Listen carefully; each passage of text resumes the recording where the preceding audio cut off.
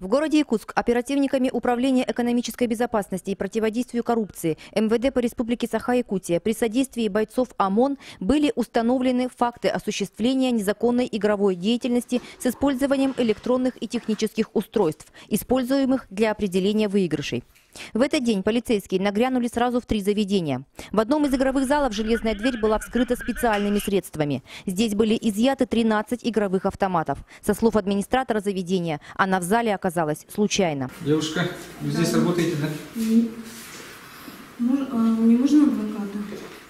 Я сидела там в здании, во втором помещении. Здесь я не знаю, что находится. Вообще вы меня сюда позвали.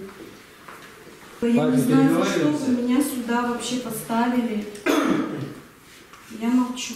Все.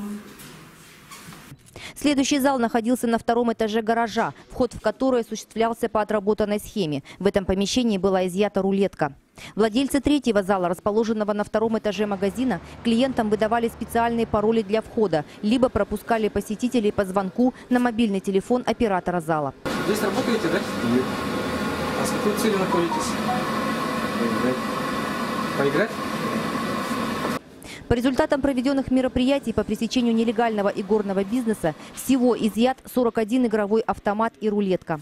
По данным фактам возбуждены уголовные дела.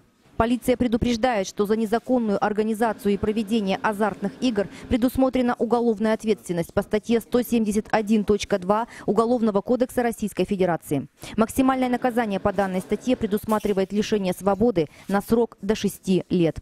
Сюжет подготовлен пресс-службой МВД по Республике Саха-Якутия.